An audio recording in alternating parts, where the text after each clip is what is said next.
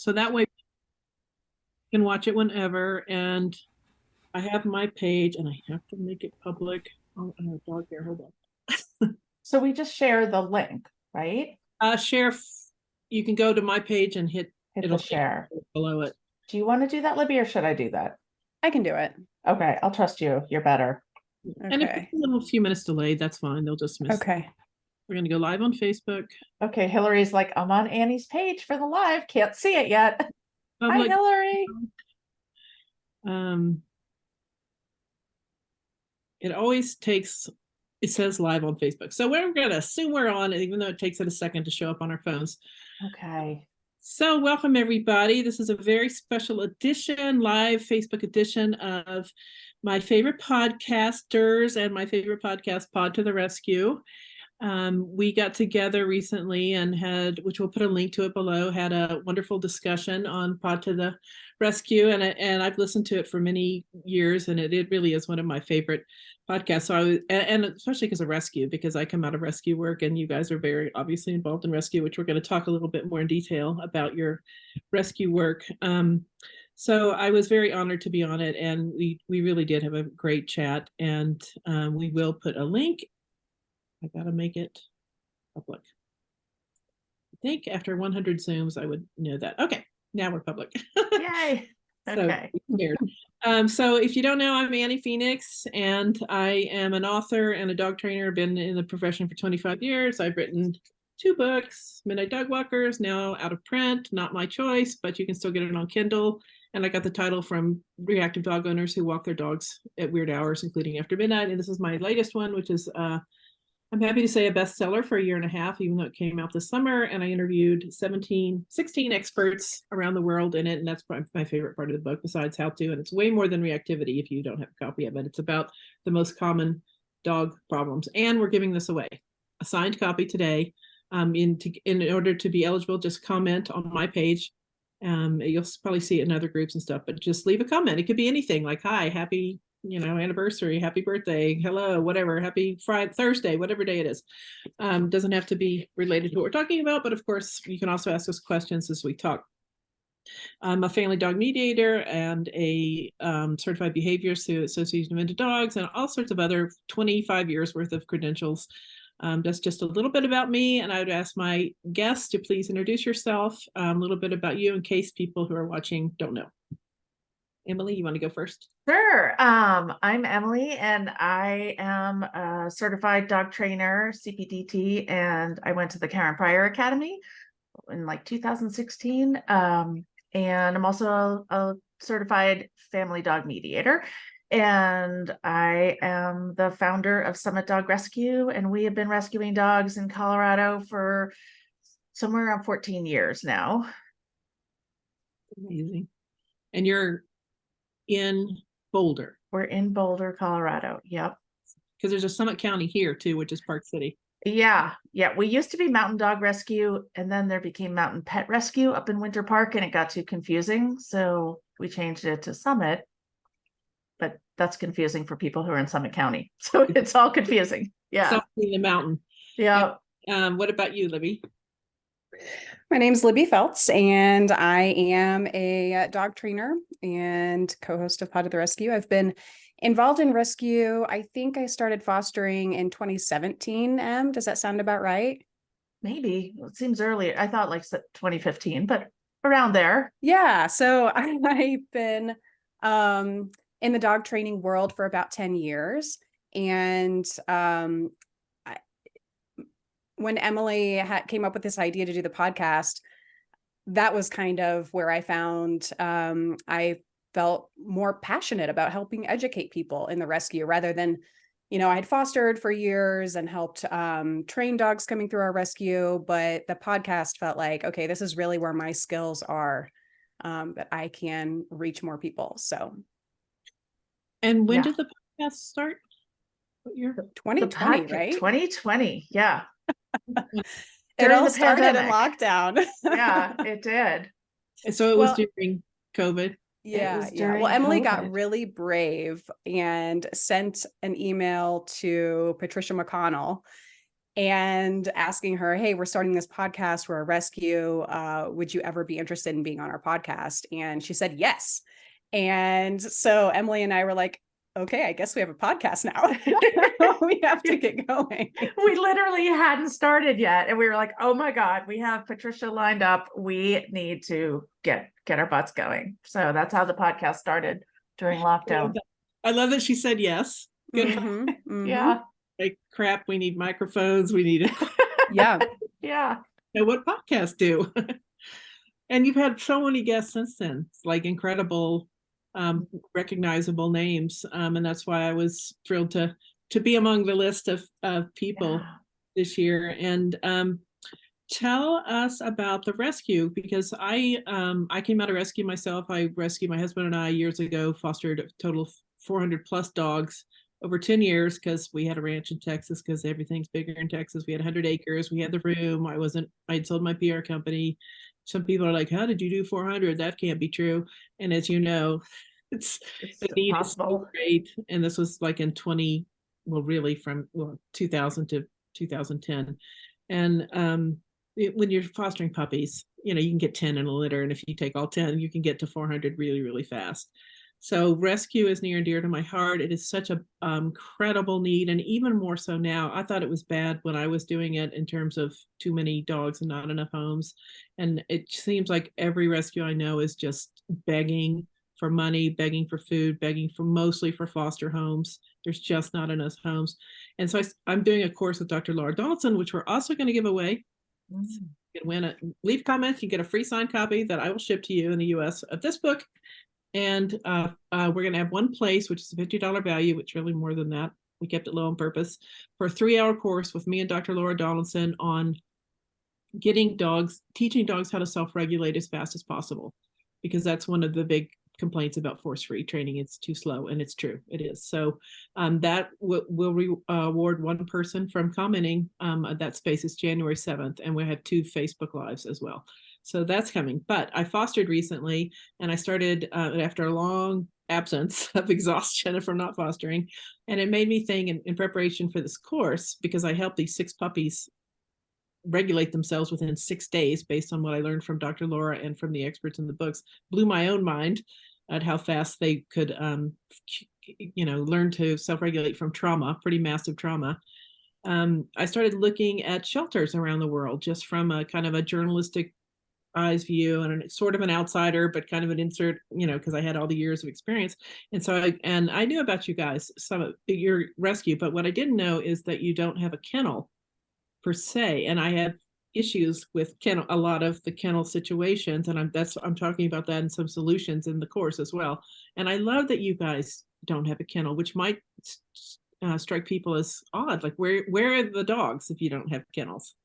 Yeah, well, we are all foster based, and this all just kind of started, years ago, ragtag, just pulling dogs out of high kill shelters, mostly in other states, and bringing them into our own homes, which is how we got into behavior, because I think there's a really steep learning curve when, 15 years ago, I knew nothing about dogs or dog behavior, and you're bringing these dogs in that potentially have not lived in homes, and they're coming from hugely traumatic situations, which is, I think, one of the number one things we've learned over these years is, like, these animals, when they come in, if they've been, 3 months in a shelter, then on a transport, and now they're in your home, and you want them to quickly assimilate so that you can get your life and your family and your animals all back to some sort of homeostasis. You need to have some tools and skills to help that dog decompress and, really regulate their nervous system, and then kind of learn the expectations of our human world, which is another steep learning curve for that dog. So the lack of kennels is really a challenge, and I think it's why we had to learn so fast, was because you pick them up off a transport and they're in your house. And did you start by yourself, or did you have a group of foster? I was a little crazy. I started by myself. I lived in the mountains, and I always say if I had applied to foster for us, I probably wouldn't have let me. I didn't have a fence. I just had a big piece of land, and my dogs were really great. And I would bring in a foster and work with it, and then it just assimilated, and then I would find it a home. Learned a lot since those days, but yeah, it was definitely shoestring budget and limited knowledge, but huge heart. So I think the huge heart overcame a lot of challenges. And it may seem on the surface, not having a kennel, I see why people get the kennel. Even if it's just a room and you put 10 crates in there, it's a different situation. Like shelters are triage now. They're the ER departments. They didn't no one in rescue bred the dogs that they didn't cause. They're dealing with the fallout at the end of the breeding and the overpopulation and the puppy mills and everything, and the doodle craze, and not to pick on doodles, but everything, all at once. Yeah. But I think it's a blessing in a way that you don't have a kennel, because I see so much stress. And I'm talking about that in the course with Laura Donaldson. Like, it is, even if you take a very resilient puppy or a adult dog, even by the time they get to a shelter situation, that might be the third, fourth, fifth, whatever, but certainly it might be the second home. And even if their first home was not good, at least they knew what was happening day to day, even if it was bad. And so you're picking them up out of routine and putting them in this, so they're in this loud environment, usually with dog crap everywhere. Like, if I could beg shelters to do one thing, it's, pay teenagers or whoever to pick up the crap constantly, or have a routine. I worked at a kennel that was so innovative in Ignacio, Colorado, that I'm talking about in this course, which we're giving away a free seat to. One free seat, and you can be in the running for that by commenting. She was a cattle person and had a big cattle ranch, but she decided to have a boarding kennel in one of her big barns. And she paid high school, they were mostly girls, before school and after school, $15 an hour a long time ago, to walk the dogs twice a day. She had a big pond and they went around a loop. So the dogs were on a routine, and there was never any crap in the shelter, in the kennel. That just their smelling abilities, and to be sitting in their own crap, and they cannot get away from it. And all the other dogs as well. Like, when I walk into a shelter, I now have PTSD myself from seeing, and the beds are usually in the back if there is a bed, and the crap's up front because the dog wants to get and so then the dog's stepping in it. And then if you're trying to see the dog as an adopter, there's a big pile of crap. So I just beg shelters there's not enough money, but if you're going to apply for a grant, put some feces pickup in there, because I think that's causing trauma in and of itself, just being around that smell. So you guys don't have to deal with that and the barking. And also, I think letting people come in not 24 hours a day, but 8 to 6. The dogs need 16 hours, adult dogs and puppies, a whole lot more sleep. They cannot sleep if people are coming through constantly. It's like, I wish they would have, you can come in at 9, you can come in at 1, and you can come in after 5, period, and let those dogs sleep, and then do free work or like a gym set or something outside other than just an open field. But anyway, you guys don't have that, and I love that you don't. And do you feel it's been successful? Like, you have to have a whole lot more fosters because you can't house 10 dogs. Yeah, well, that's something that we really preach to our fosters is decompression. When you bring this dog into your home off transport, give them time alone. Set your expectations really low. This dog's only job right now is to eat and sleep. That's all we're going to expect of this dog. We're not going to expect them to go to the dog park. We're not going to expect them to walk politely on leash. We're not going to, we're going way, way back to the basics: pottying outside, eating and sleeping. Oh, mute. Sorry. And for as long as the dog takes. When I was fostering, some would rebound, and you wouldn't even know that it came from a shelter, even puppies. Right. One I ended up keeping because it didn't get adopted for a year, and then it was adopted, and it took a year for that dog to truly let me see its personality. And so yeah. Oh, sorry. Yeah, that's the story of my Daisy, actually. I fostered her for a year, and we had a lot of false starts and almost having her adopted, almost, and then someone backs out at the last minute. But it took her a full year, and it took moving to a different environment entirely for her to really let go and decompress and become the dog she is today. She had a home. You just didn't know it. Right, exactly. I don't like the term foster failure. We need a different word, like win or something, because it's not a failure. It's because the dog has a home. Sometimes I think you could say the word failure because then that home might be taken for future foster dogs. You don't have the bandwidth space, but I don't think it's a bad thing if somebody falls in love. In fact, I love fostering, encourage people to foster, because you can do that. You can say, this dog fits in my family, this dog doesn't fit in my family. And there is absolutely nothing wrong with saying, I am not the right home for this dog. I had a little dog, because we lived in the country in Texas, and so we called them country dump dogs. Very just take it to the country and dump it. Some farmer will adopt it, right? More like coyotes will get it or be run over. And I was coming back I was actually in a training school in Texas, and I was so tired coming back my country road, and I see this, it turned out to be a healer, but he was black and tan, and he looked like a shrunk down Rottweiler. And a breeder told me that you can get black and tan healers, but it's not desired. I mean, he just was healer through and through. And he's running down the street, and he looked for all the world like he had been dumped, and he was chasing the car. And so I opened my deal was, if I saw a dog out in the world on the street in the country, I'd open the back door of the truck and call them. And if they were friendly and let me pick them up and got in the car, then we're off. And we would try to find the home, and I would. Yeah. But most were not microchipped. This dog didn't have a collar, wasn't microchipped. Nobody was looking for it. I ended up keeping him for a year, and he went through the training academy with me. I named him Wiley, which I shouldn't have done because that was the name of my Rottweiler that I wrote about in the Midnight Dog Walkers, and you should never use the name again of a dog that's involved in your life. But he was my demo dog. He was stunning. Like he just did a natural heel off leash, and I looked so cool, and he just did it. He just naturally did it. He didn't have any training.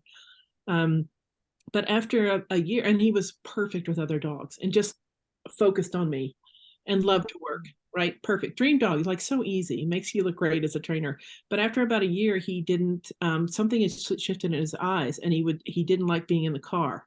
And he started like air snapping at cars going by, and just was frantic by the time I got to a client's house. So much so that I couldn't take him anymore. And that was a change. And knowing what I know now, I would take him to an eye specialist. This was a long time ago.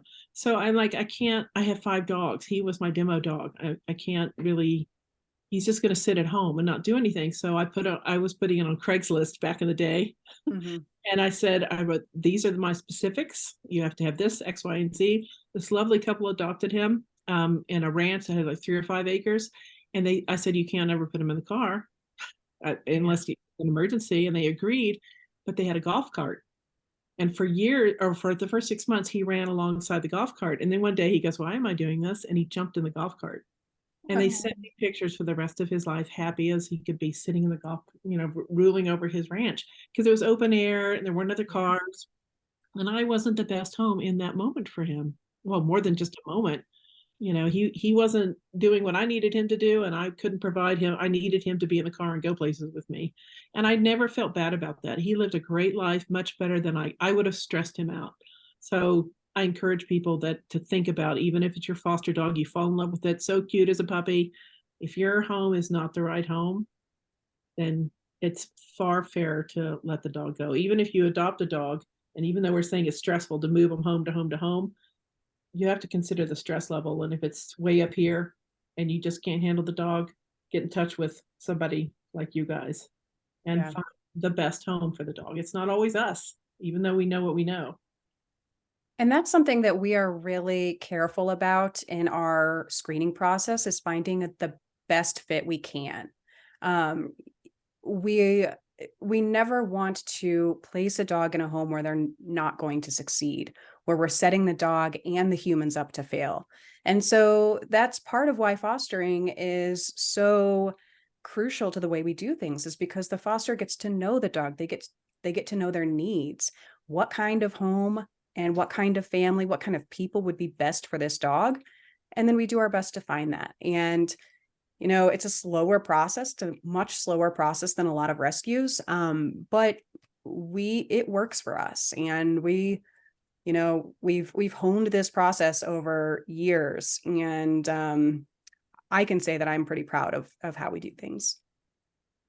Yeah, I think you should be. And I assume you have a lot of education for the fosters.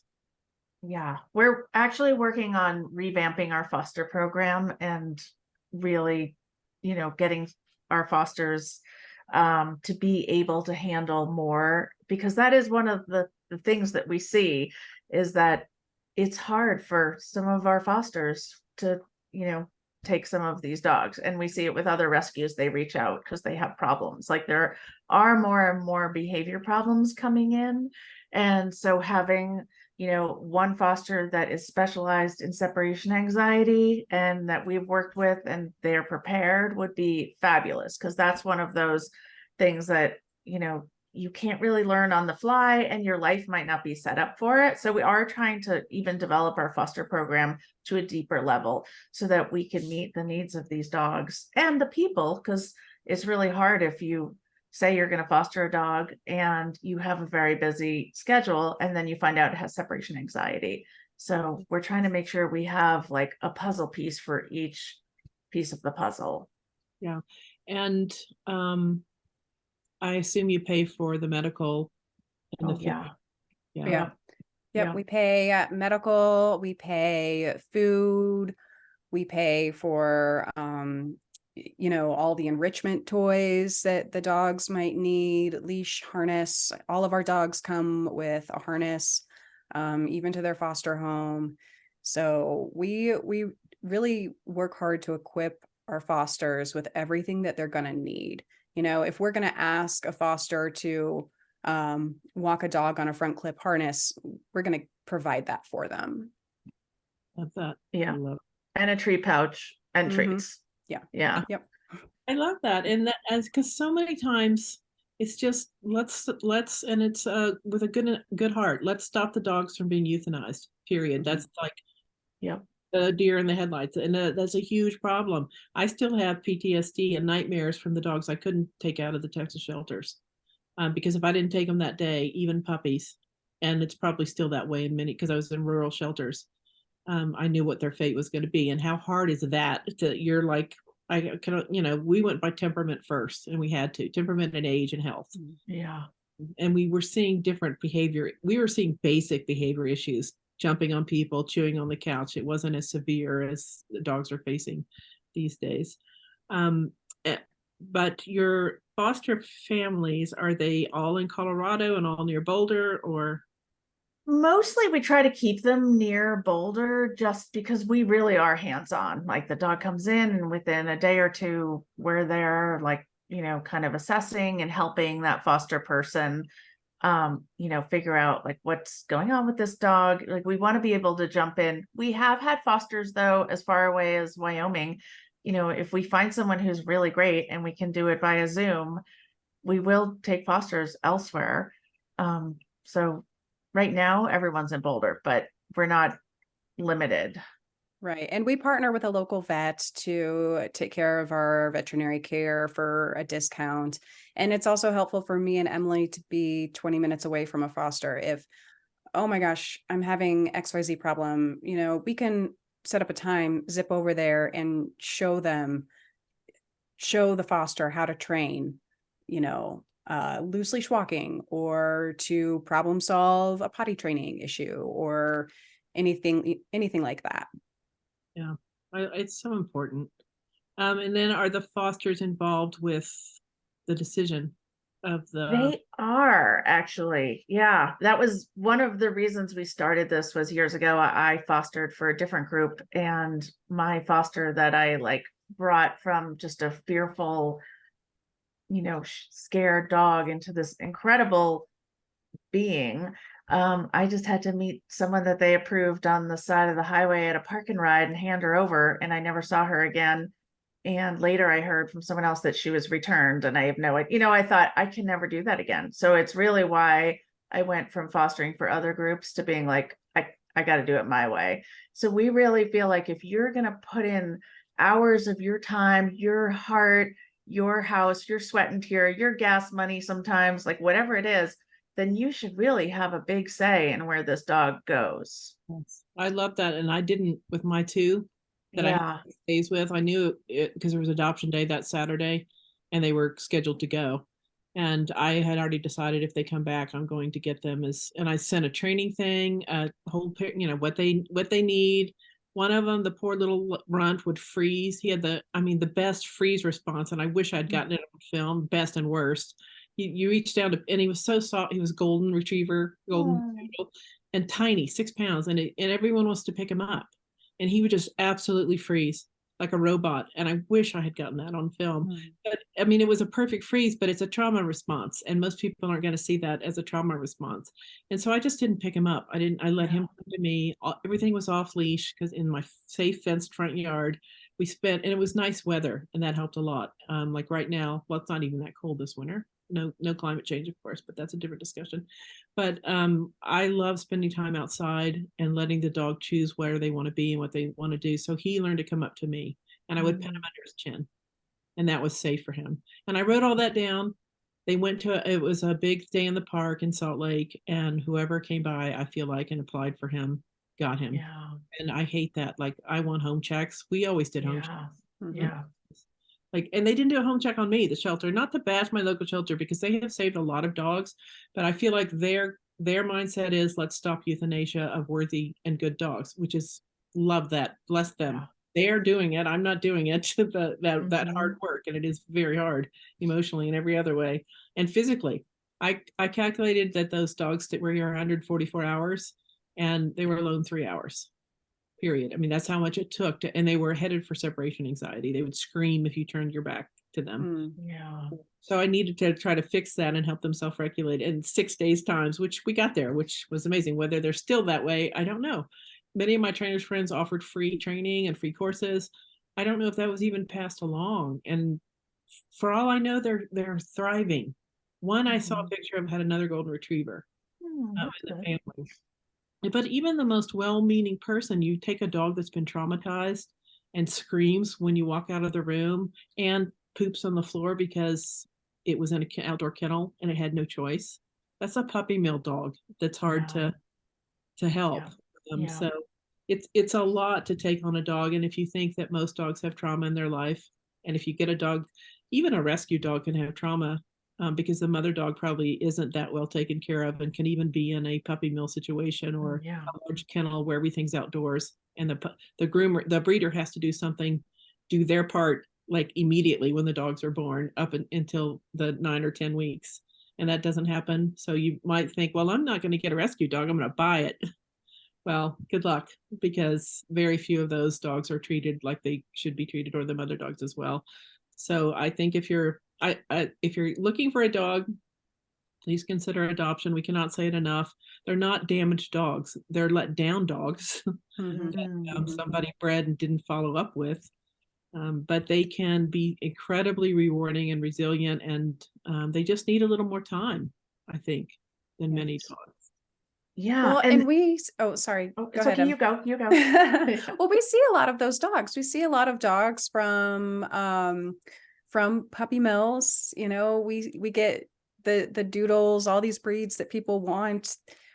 We get them coming into our rescue at a year old because something has gone wrong. And, you know, whether that was, taken from their mother a little too early, or maybe placed in a home that couldn't meet their needs, wasn't a good fit. We see these dogs. It's not all just mutts, picked up. I mean, Emily, would you say that in the recent past, most of the dogs we've brought into the rescue are some kind of purebred dog? I'd say 50%. Funny enough, the dog that was barking a second ago was a Bernese that we got last year, and he was bought from a breeder and was just too much energy, too wild, and he has anxiety. And his owner realized that she couldn't meet those needs. You know, people think, oh, it's a Bernese, it will be so mellow, it will be so calm. Well, he's not. He needs a lot. He's really smart, and he does have anxiety. So we see a lot of different breeds, and you name it, we've seen it at this point. Yeah. And do you keep them until they've reached a level of calmness, or? So, what we try to do is yes, give them that decompression time, assess them, and start to give them a few skills.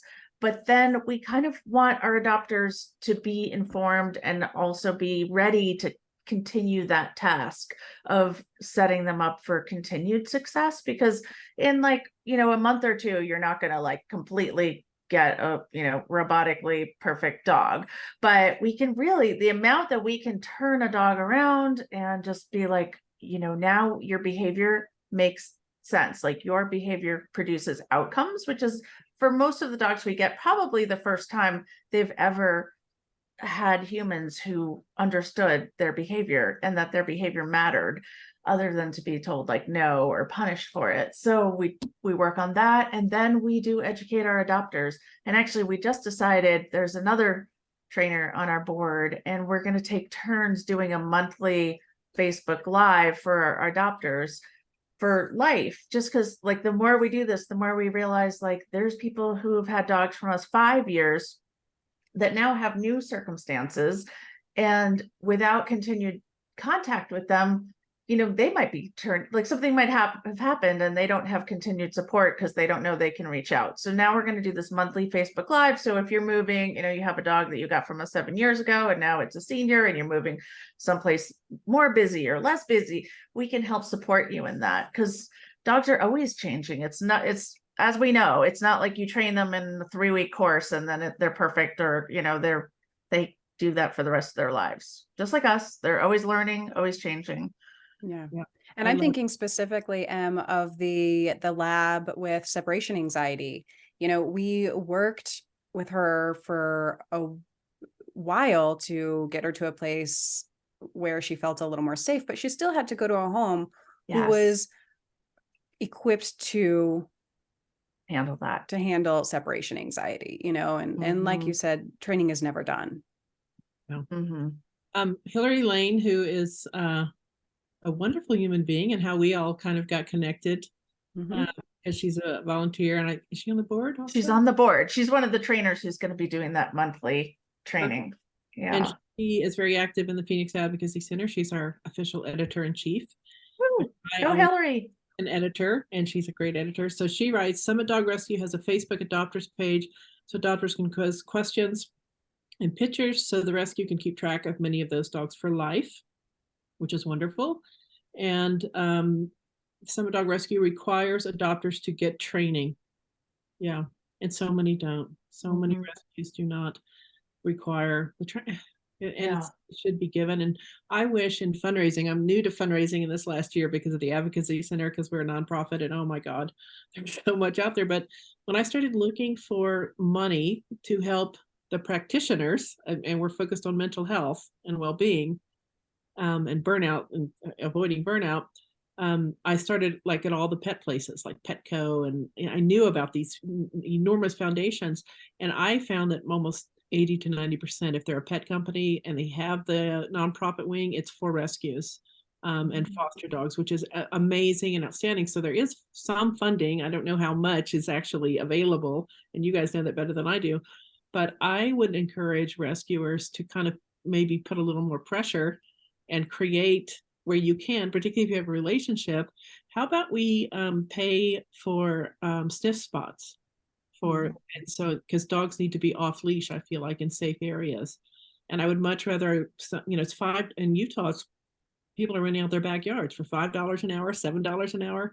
And you can ask the foster to do that. But I would love for rescues to say, we're going to pay for sniff spot or whatever it is.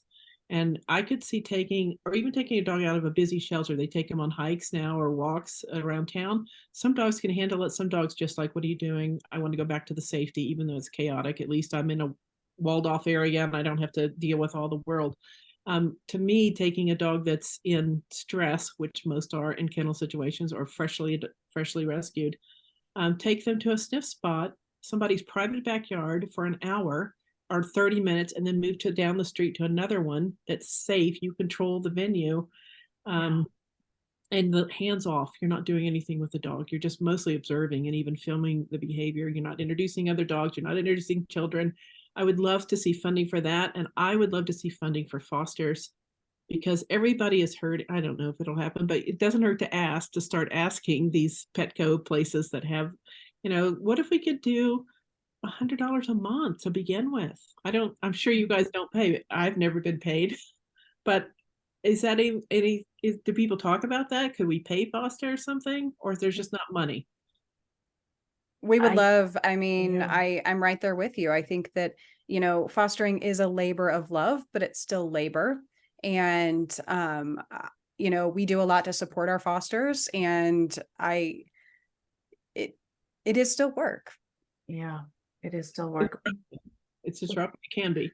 Mhm. One thing, a little bit of a side note is we are moving. Summit Dog Rescue's main center has been in Boulder for the last 10 years. Before that, we were based in the mountains. We're moving back to the mountains. We have, I have 40 acres up there, and we're going to develop like at least a 1 to 2 acre snip spot. And our goal is to encourage other rescues. We work with a few of the rescues here in Colorado, giving them like some free behavior support and just troubleshooting some of their cases, since we've developed this as our little niche. And then we'd like to do something where they can come up with their fosters for like, either free or $5, just so they get the insurance coverage from Sniff Spot, and get those dogs out, decompressing them. The more we can educate people about the needs of dogs, and that like the best thing you can do for your dog is to give them more agency, more sniffing, more out in nature. That's such a gift. I think so many of us, myself included, 10 years ago would have thought, oh, take them to a Home Depot. This is the best way I can meet the needs of my new foster dog. They just came here from rural Tennessee, and I need them to see the Home Depot in downtown Boulder.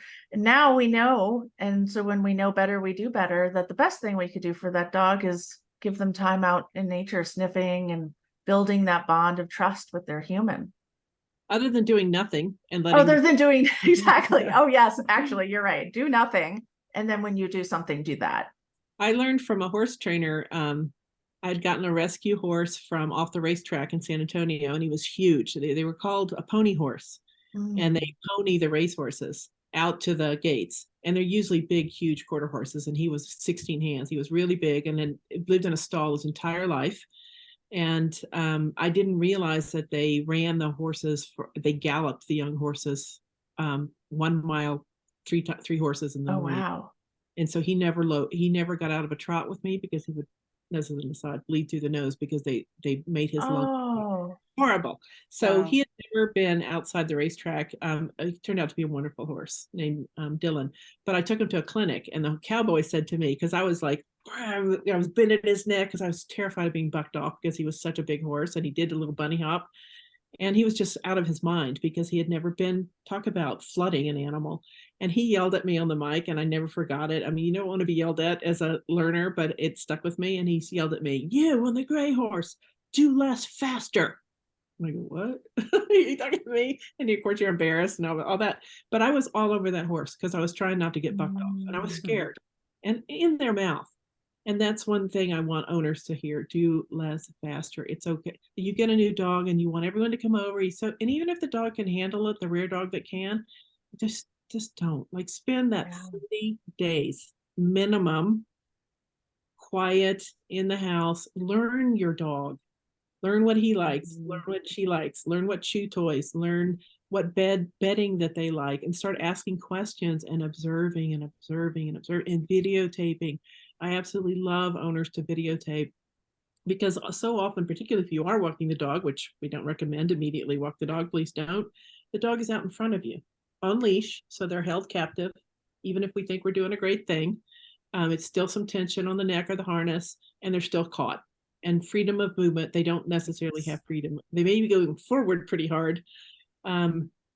So I like not taking them on walks, but also if they're in front of you, you're not seeing the face. You're not seeing the whale eye. You're not seeing them lick their lips. And so that's why another reason I love off leash, where it's safe. Yeah. And some people say, go ahead. Oh, well, your story about the horse reminds me of so many of the dogs we see. That horse never had an opportunity to be a horse.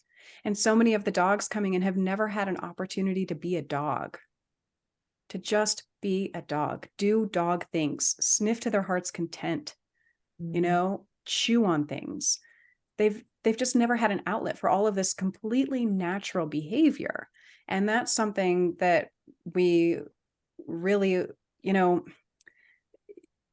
going to a sniff spot, having unstructured time out in the yard, you know, these are all ways that we coach our fosters to help the dogs decompress. And I repeat so many times, you can never go too slow, but if you go too fast, you can't take it back.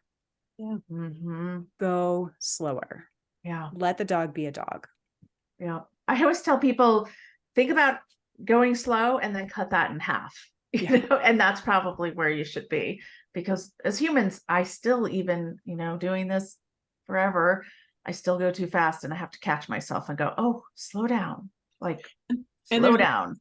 There's a lesson for us that we need to learn from the dogs, and that they teach us so much.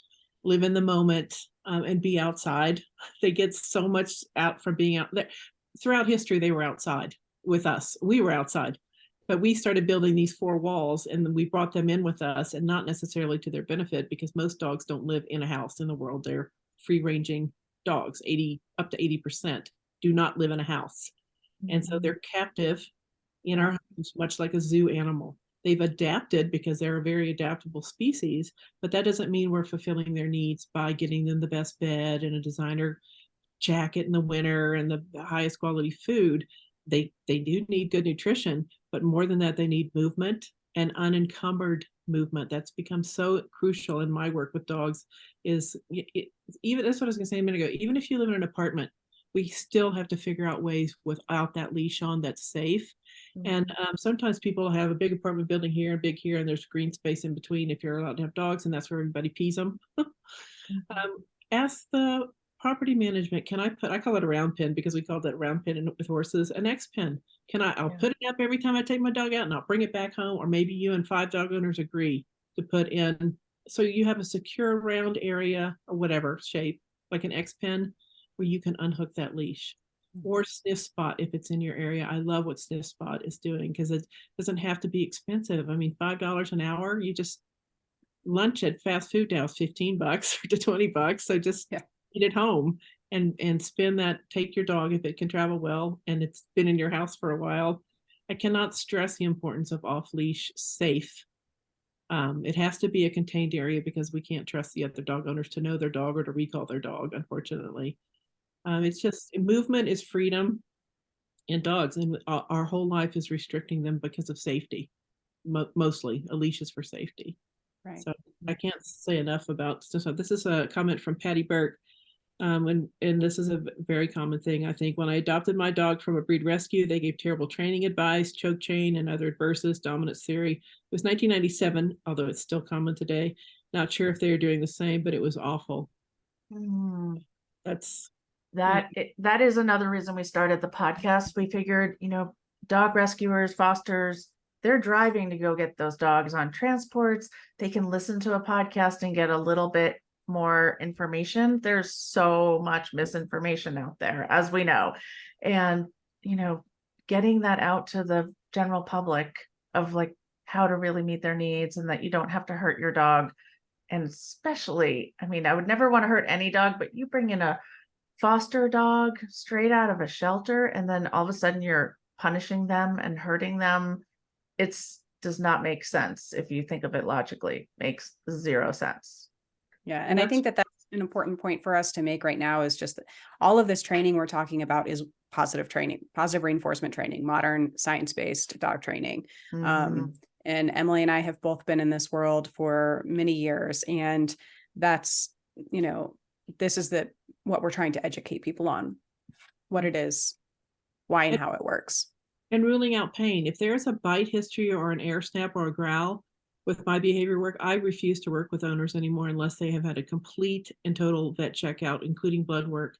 And because most of them will be like, well, I took them 6 months ago and they got their shots. No, you go again if you want to work with me. And I'm dumb because I had discovery calls on my calendar, which I took off because of me, because I would solve the problem. And that's not what a discovery call is about. It's a free 15-minute, here's how I'll help you. And I'm, like I said, I was dumb and I would solve it. And one I solved recently, I couldn't help myself. The woman had a Aussie, and she's a very experienced dog owner. She had 3 Aussies, and her son brought a puppy in to play during the day while he was at work. And her Aussie was 3 years old, loved puppies. Like, that was her go-to dog. He growled at the lab puppy, which is pretty mellow, and then would leave and go sit in the back room in the dark. And I said, has he been to the vet? Yes, for his shots or whatever. How long ago? 4 or 5 months ago. I said, I can't help you until you take this dog's pain is up to 80%. And most of the time, particularly in a mature dog, meaning not puppy, not juvenile, if a behavior changes that drastically, I can almost guarantee you that there is a pain. And you need a vet to really dig deep and to believe the owner. Like, the owner is the expert. And I said that. And luckily there's a good local vet that they took her seriously. This dog had like 106 fever and had a foxtail embedded in his ear. Oh my gosh. And those are so painful and deep in your ear like that. If you've ever had an earache, removed it, antibiotics, back to normal. So she didn't need me. She needed a veterinarian. Yeah. And even behavior problems like hyperactivity or over-arousal, all of that can come back to pain too, not just aggression. I think Em was at our episode with one of our episodes with Ellie Sheva, and she kind of explained it, movement helps the brain distract from pain. And so you might see this hyperactive, over-aroused dog, and there's pain behind that. It's possible. So it's so important to have these thorough vet checks. Yeah. Or Millie, the lab that Libby was talking about earlier with the severe separation anxiety, the shelter that she was in didn't feel they could place her carefully enough because she had self-injuring separation anxiety, where she'd broken out of kennels and crates and gone through drywall. So we got her, and because we on our advisory board, we have a veterinarian who's amazing, who will actually come and meet the dogs with behavior issues. So she spent like an hour with this lab. She said, I am just suspicious that she could have a low thyroid. Like, her fur didn't look low thyroid. She wasn't overweight like a low thyroid, but she was like, do we have the money to just do a kind of a flyer and do a blood test? And I was like, yes, do it. So she did the thyroid test. It came back lower than she'd ever seen any dog. And apparently low thyroid can lead to panic attacks and anxiety. So we got her on the thyroid medication, and I'm assuming that's really helped her anxiety, because her new family's not having that much problems with her separation anxiety. It has to be absolutely ruled out if there's a behavior issue, and it so seldom is. And then you get a punitive trainer and you're punished for it. Like the golden retriever puppy I had when I was in Durango, and I would do board and train, kind board and train, and for just basic puppy training. And I had it for 2 or 3 days, and I just noticed it was peeing she was a girl, peeing all the time, like frantically running towards the door, and couldn't hold her pee. Females have had UTIs ourselves. We know they're very, very painful and can be very common, even sometimes with clean puppy settings. So I called the owner, and that was one of their complaints. We can't house train her. So I said, I think she has a UTI. Please pick her up and rule it out. I will know with your dog, because it's not fair. She had a UTI, 10 days of antibiotics at home, came back, not a problem. Wow. And frantic nature. And it just kills me to think, had she gone to a forced trainer, they would have. How do you not pee when you have a UTI? You physically can't. So then they up the punish. I mean, it's absolutely horrific. Or that dog with the thing in his ear, the foxtail, and you punish it for snapping at the puppy. Like, we owe it to dogs to rule out the physical and to give that body and the nervous system a rest, and a deep rest. And I do kind of hold the training industry to task in that. And I was part of it, that we would say to owners, walk your dog, walk your dog, walk your dog. How dare you? You're terrible. You're lazy. I mean, we didn't say that, but that was the message, and that got through. I wish other messages would get through now. Yeah. So I see owners in all kinds of weather walking their dogs, and they might be jerking it or in a heel, and they don't let it sniff. And because we said that as an industry, all of us, and that was important, but now we know better. And now it's like, don't walk your dog in the midnight dog walkers, the chapter I got the biggest blowback from was not the behavior euthanasia one, which was in 2015 before we talked about behavior euthanasia like we do now. That's what kept me up at night. I'm like, they're going to burn a cross in my yard, because that has happened to other trainers since then if they talk about their own behavior euthanasia, because you're supposed to fix it. Long story, the entire litter was put down. The father attacked and almost killed the adult son. I mean, just bonkers, like because of humans and bad genes. It was a bad mix. I thought that was going to bring out the haters. I never heard one word about it, one way or the other than maybe it made people cry because it was a sad story. It was the chapter called Don't Walk Your Dog. And so many owners will just say, I have to because they'll eat my house. Well, they're not eating the house because they need running 5 miles. A tired dog is a good dog is not necessarily, it's a myth. It's because you're walking the dog and it's meeting its triggers twice a day, and it doesn't have anywhere to put that energy. And so it comes home and it's frantic because of the walk itself. And when I was did board and train in Durango, one dog at a time, reactive dogs, I refused to walk them. And people we had 40 acres. Come on, put them in your big field. They're going to eat your house. I said, I will take full responsibility if they eat it. They collapsed. These dogs, please let me have them for a week and we will not walk one time.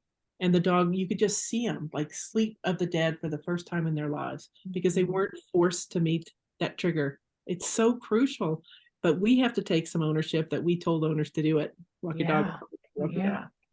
Especially as it becomes such a urban and suburban culture. Like, I think if you lived, in the middle of nowhere, maybe a little walk around the property a few days in wouldn't be the worst thing. But I know for me, this 10 years that I've lived in Boulder, it's been an eye opener to what our dogs really have to face when they leave. I live on the same street as a school. There's construction everywhere. There's leaf blowers.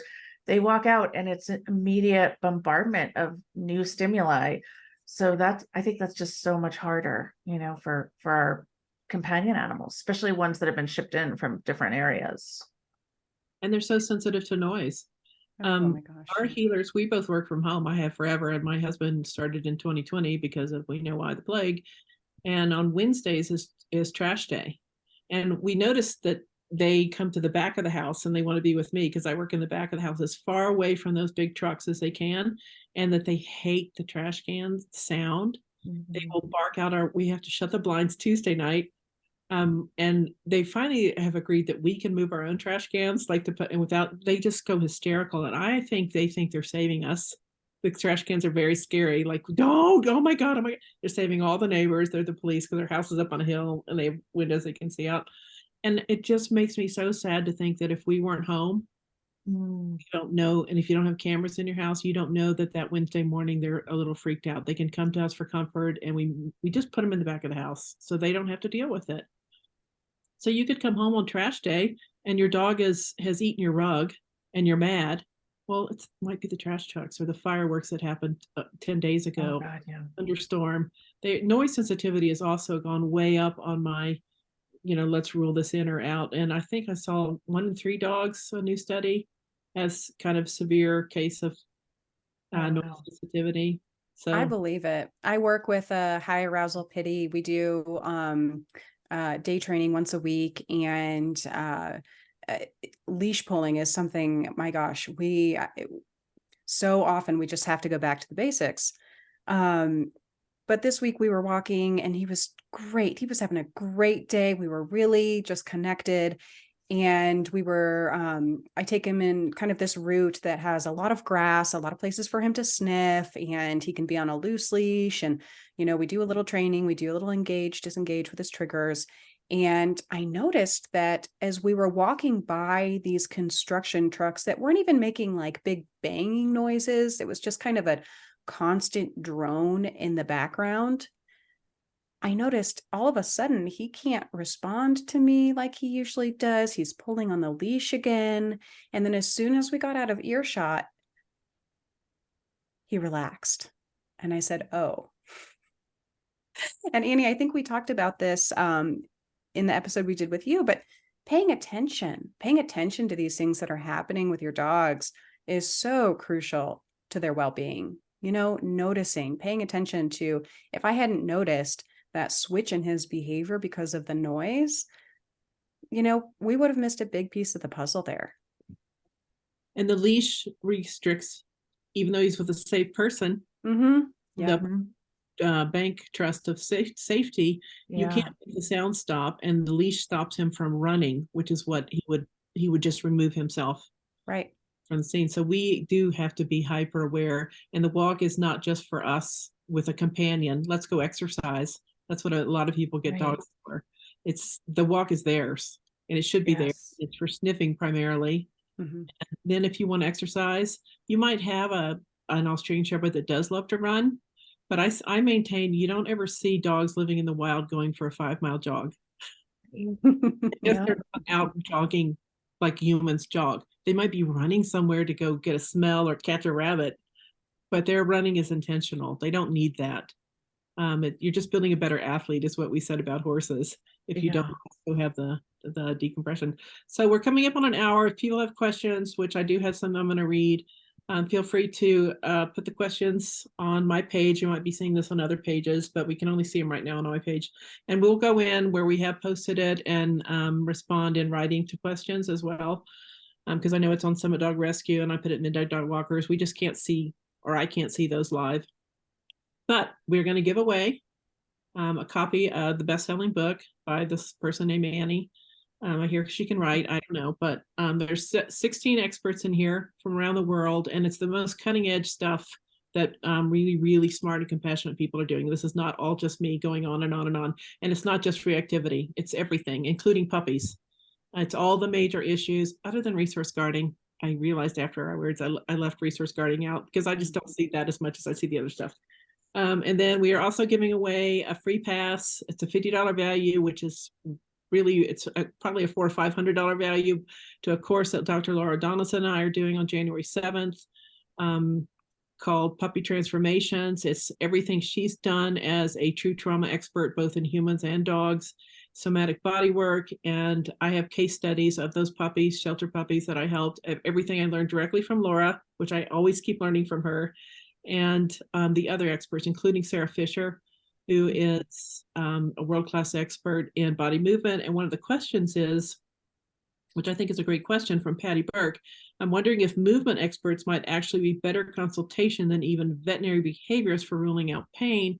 And I love that question because one of my complaints about veterinarian spaces is it's so small. Like I would much rather, one of my suggestions in the puppy transformation course is to have an outdoor setting covered. You know, we live in Utah, it gets cold and it gets hot, but have an outdoor vet area that's got a covered and maybe wall, you know, some walls, but the air can come in, and maybe a glass wall at the back that looks out at the woods if possible, and versus a highway. So those dogs that can walk into a vet, most dogs are nervous in a veterinary experience. They smell the fear, they smell the pain, they can hear the dogs coming in anesthesia, which sound terrifying. It's just set up to scare a dog, is most veterinary, even the fear-free ones, they do a great job. Find a fear-free veterinarian professional. But what about having an outdoor place that you can control the temperature a little bit, and so the dog never has to go through the vet clinic, the smells are cleaned out because of the air better, and bigger. So you, like whenever I had a large animal vet for my horses, they would say, if I said that I think the horse is lame or has pain, I would hold on to the horse, walk, trot, lope, run as much as you could get the horse. It's standing next to it. And they watch the movement. And that's very small. The exam room does not allow a veterinarian to see the movement. And there are specialists like the ACE trained Animal Centered Care, which is Sarah Fisher's group. She's got a great ACE Connections Facebook page. Go join it. It's free. So much great information. If I have a dog that I feel is in pain, because a veterinarian cannot always rule it out, because it could be muscle pain that's not going to show up on something. It could be the thyroid thing if they're not testing. If they don't get the right test, and then it gets expensive, it's also what the owner can afford. You might need a body movement person, and I think the dynamic dog program is also training for body movement. I think it's absolutely crucial. Let's see what else we have. Somebody said something about my book, but I can't see it. It's one of the best books for dog. I don't know if that's. We love your book. I think we're going to try to bulk order it and give it to all our fosters and have them be aware and, know all of the stuff. It's so amazing. I did write it for owners. Trainers have picked it up and endorsed it, and I appreciate it. They did that to the Midnight Dog Walkers too. They kept it out there as a cult classic. Mhm. It's because there are not enough positive reinforcement experts in behavior. There are a lot in trick training and sports, and I'm not belittling that. That's important, but you have to have a pretty sound, happy, resilient dog before you even get into that kind of stuff. Right. So this is the heavy stuff as well as the smaller stuff like jumping on people, which I consider smaller than reactivity or separation anxiety. Melina D. Martini's an interview in here, and she worked with me on the chapter about separation anxiety and noise phobia, which can go hand in hand. And it's to give yourself a start, and don't be afraid to start. You can do more harm by not doing anything other than punishment. Please don't punish behavior problem. But don't be afraid to start, because dog trainings are an invented thing, by the way. It started in the 50s through the military, which is why there's so much harsh dog training, because a military dog is different than a pet dog. So you can take webinars, you can learn, you can do the foster program through Summit Dog Training, and get education if you want the education. It's out there. There's free information left and right. You just got to be careful and not take it from non-qualified sources. But that's why I wrote this book. It's for owners. It is still a #1 bestseller in many places, and I will sign it to whoever. You could get this.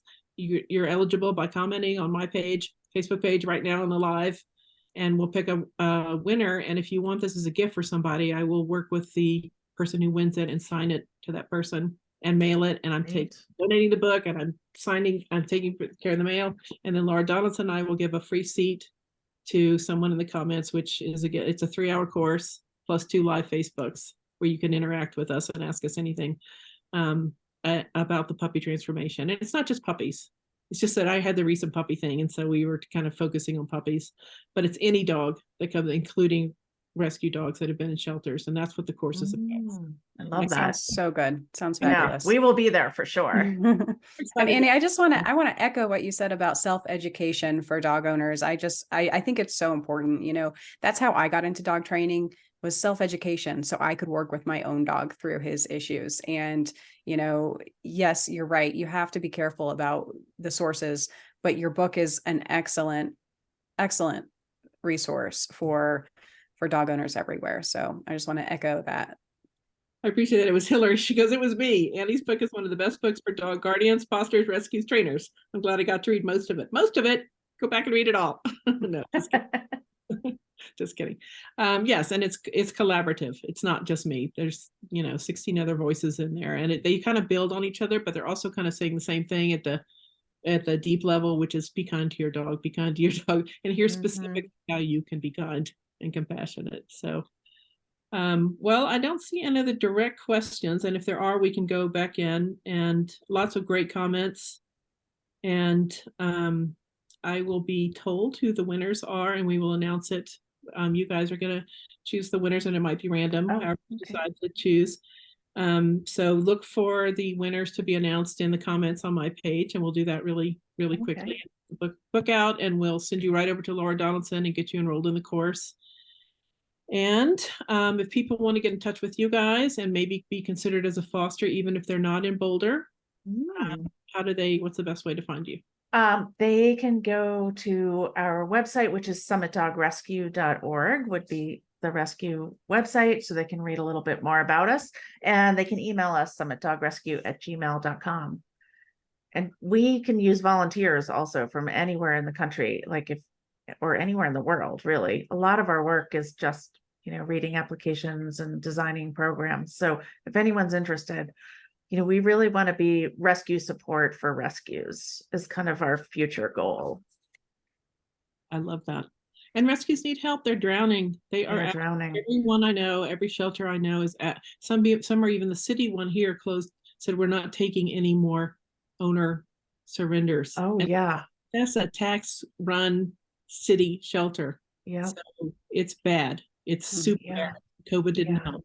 They are drowning in dogs. And, we feel really privileged that we got this education that we have, and we want to share it. I think that's the most important thing, is for when we are lucky enough to learn what we do, share it, shout it from the rooftops, to the people who maybe don't have the time to go through a KPA course or the money. It's not a cheap course, and connecting them with great resources. Your book, our podcast, there's a amazing website called Your Dog's Friend that's just free webinars from some of the best force-free educators in the country. Your Dog's Friend. We'll post that in the comment, and same with a link to your rescue. Before I forget, Christina Sweeney, we were talking early on about the term foster failure, and that I don't like it because it's not really a failure, because the dog found a great home that is a match, and she suggested fostered to found. Oh, I like that. Great on a t-shirt. Maybe you could Yeah. sell that as t-shirts. I'm seeing if there's any other. Lots and lots and lots and lots and lots of great comments. And so if you guys back afterwards and yeah, we'll definitely read through and comment. Local to me, Patty Burke.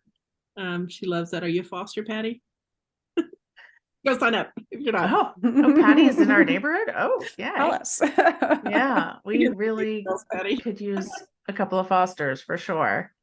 It's really important that even if you cannot foster, and I understand it is a lot of work and children and they have busy lives, there's so much more you can do. You can give money, you can buy food. There's Amazon list a lot of times. You can do what Em suggested and help with the applications. There's just show up. Yes. Your local shelter, whatever. And tracking medical records. I mean, there's so much stuff that, writing thank you notes. There are so many volunteer positions available at every rescue, I'm sure. Wherever you live, if you can't foster, I'm sure they could give you a good, solid list of things that you could help with. That would be a huge relief. Yeah, this is the time. Like, if you've ever considered it, that's why I fostered the 2 little puppies that I did, because I knew they were drowning, and I was tired. It tired my healers out. I think it was the frenetic energy, not the puppy energy, because they're really good with puppies. It was the nervous anxiety screaming when we walked away. Patty Burke, you have a new volunteer. I can do thank you notes. Yay. Perfect. Go sign up, Patty. That would be awesome. Well, thank you guys both for your time and for your work. It's crucial. I think rescue people are the kindest people in the world and the best people. I think dog people are the best. And then you got the rescue people that are willing to do that, because your house can be torn up and deal with dog crap because they're not house trained. But it's so rewarding to match that dog with the right home, and that they're safe for the next 15 years. And it's the people, the reason I did stay in dog training, and I did take a 5-year break because I burnt out like so many, but it was the dog trainers who were willing to, dog owners who were willing to go that extra mile, that many became lifelong friends and still are friends to this day. And that's why we're in it. I feel like, is to find those human beings who feel as passionately as we do and who open their doors. Exactly. Yeah, definitely celebrating the wins. I think I realized that we can get bogged down on the trauma and how sad it is and how everyone's drowning, but the amount of good that rescues and shelters are doing, bringing these dogs into homes and supporting those families, is amazing. And people are great that they're doing it. And one of the things I hear people say a lot is, I'm going to keep them all. I can't possibly give them up. Well, once you understand the need, it gets a lot easier, because you're taking a dog out of just sitting and basically being stressed in a shelter environment, maybe for 100 days, 300 days, or being put down out of space reasons only. That still happens to a great degree. Even with all the no-kill shelter, it gets very political and complicated, but they're still put down for, even puppies are put down for space a lot of times. So even though it can be hard work, there are great resources like Summit Dog Rescue who are well trained themselves, and then will give you the training and require the training, which should be required. And it's desperate times right now more than ever. So please consider it. And Ingrid Norris, I think my heart is now open to try fostering. Oh, yay. Zoe Carter, 14 years in rescue is such a rewarding and hard job. 14 years is a very long time, and dog bless you for doing that. But I do think it is the kind of people that you see the worst that humans do and the very best of humans. When we were at Austin Dog Rescue, we found a home for 3-legged dogs, blind dogs, deaf dogs, ugly dogs.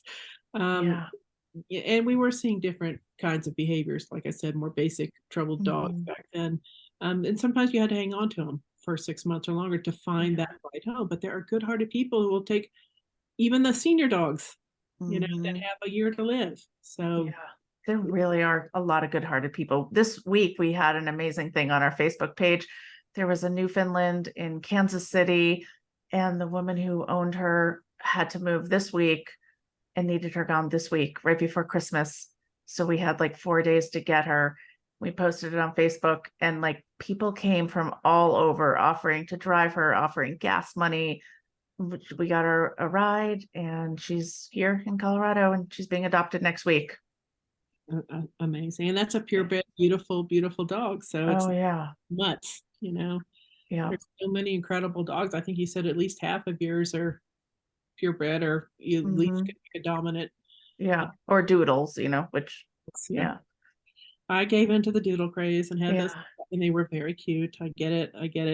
And I very, have to, okay, I have to just speak up for doodles for a minute, because my first dog, the dog that got me into training, was a doodle, and he was just a wonderful, wonderful dog. He yeah. wasn't without faults, yeah. but Oh yeah, we love the so doodles. I have a soft spot for Yeah, those doodles. I yeah. understand all the issues that they're having, but I was impressed. It was the Yeah. mother dog that I really wanted of those the doodle puppies, because Mhm. she was Mhm. 4 years old, and the shelters recognized her and they named her Grace because she was so calm. Oh, And she was a breeding bitch, you could tell, Yeah. just by the way she looked. And I think they didn't think she was pregnant, so they dumped her at the shelter. And 1 hour of youth, she was within 1 hour of euthanasia, and the shelter got her and didn't know she was pregnant. And she had 10 beautiful puppies, and then all that happened afterwards. But I wanted her, and I took the puppies because I met her. I thought Mhm. there is something in this dog that is calm and happy and still trusting humans. God knows why. Luckily she got adopted, or she would be in this house right now. So yeah, there are they're all amazing dogs. It's just the level of what humans have done to them, either through breeding or through neglect or punishment. But there are good-hearted people and great rescues.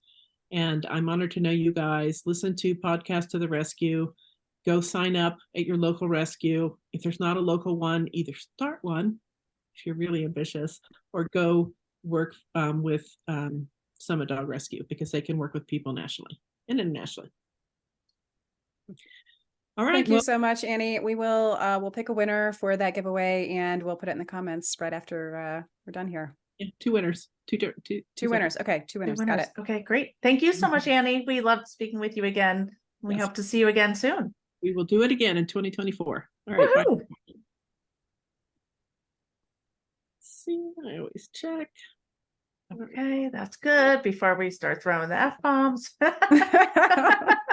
Oh, and I'll stop recording. 37 comments and 40. Okay, good job. Nice. Good. Yay. The views think- tend to build too. Okay.